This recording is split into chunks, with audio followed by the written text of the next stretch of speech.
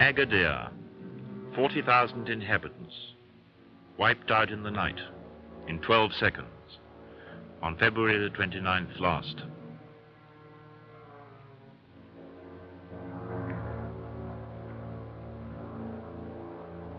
In the ruins of this dead city, impromptu rescue workers endeavored, in the first hours, to tear from the jaws of death those who were still entombed alive under the ruins. 20,000 dead lay beside the few who were saved.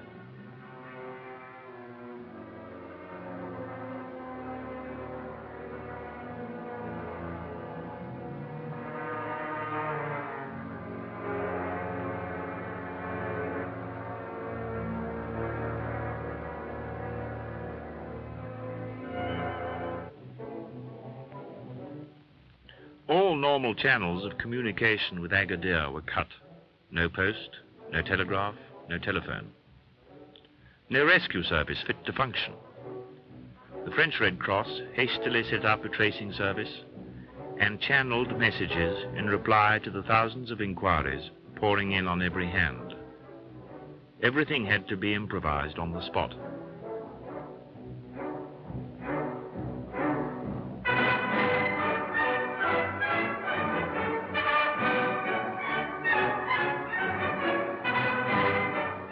Help had to be brought to the living who had lost all. On the 2nd of March, the League of Red Cross Societies launched an international appeal to which over 50 national Red Cross and Red Crescent societies responded. Medical supplies, disinfectants, bedding, clothing, and food were needed urgently. Vast quantities of relief were necessary to meet the immediate needs of the population, which had lost everything in the tremors and subsequent fires.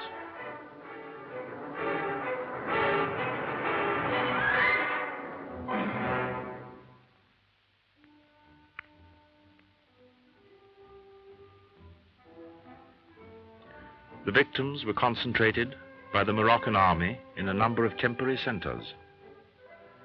The League of Red Cross Societies furnished large numbers of tents and emergency relief out of stocks held in Morocco.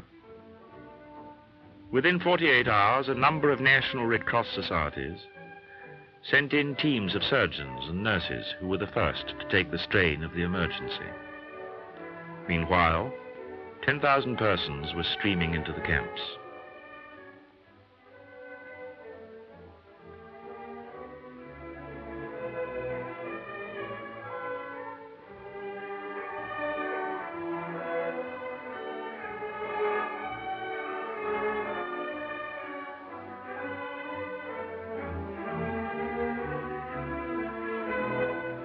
Thousands upon thousands of bewildered victims had to be fed, clothed, and then set up in some place where they could start life afresh. That is the terrible problem which any catastrophe of this kind brings in its train. The dead must be buried, the wounded healed. But what is to be done with the living?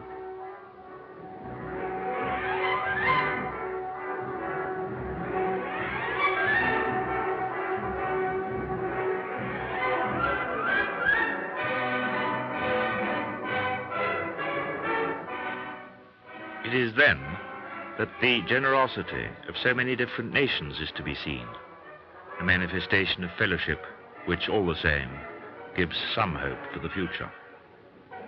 As always in such circumstances, airlines generously placed their services at the disposal of the Red Cross. Air France, Air Morocco, Sabina and many others promptly intervened. At the same time, the air forces of France, the United States, the Federal Republic of Germany, Canada, Denmark, Norway, and the United Kingdom organized an airlift. This assistance was invaluable, not only to fly in the teams of surgeons and nurses, together with their equipment, but also in order to evacuate those victims who could not be absorbed by the overcrowded camps.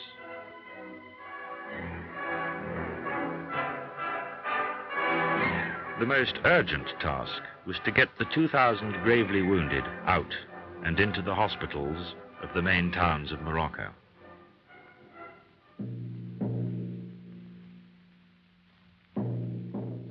How will it ever be possible to rebuild? Will Agadir ever rise again?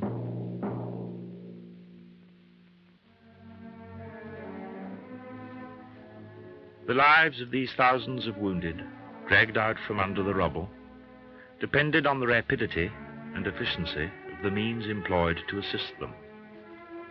The first aid given on the spot in the ruins of Agadir was insufficient, and if they were to be saved, it was imperative to get them out without delay to hospitals equipped for adequate surgical operations.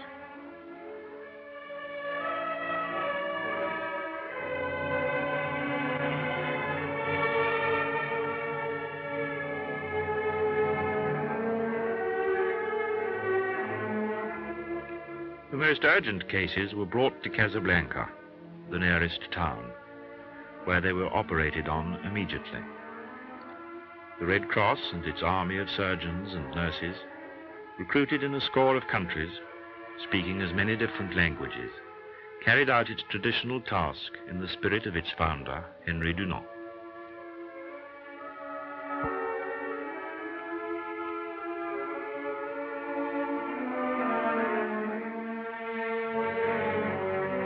The people of Morocco, moved by the extent of the disaster, gave freely of their blood in reply to the appeals launched by the medical profession. But this soon proved to be insufficient. Happily, the foresight of the Red Cross met the need. Many societies, amongst them the Swiss Red Cross, promptly dispatched quantities of plasma, thus saving many lives.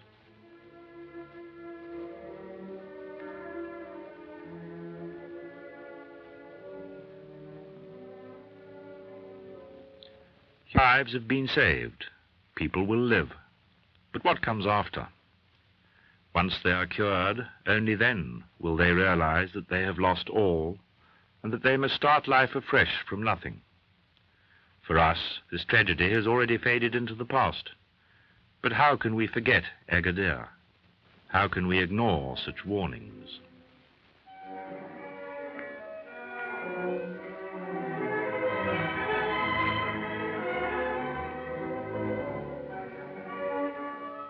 No one is safe from such disasters, but it is comforting to think that the Red Cross remains true to its principles and that it will be prepared to act as it acted at Agadir.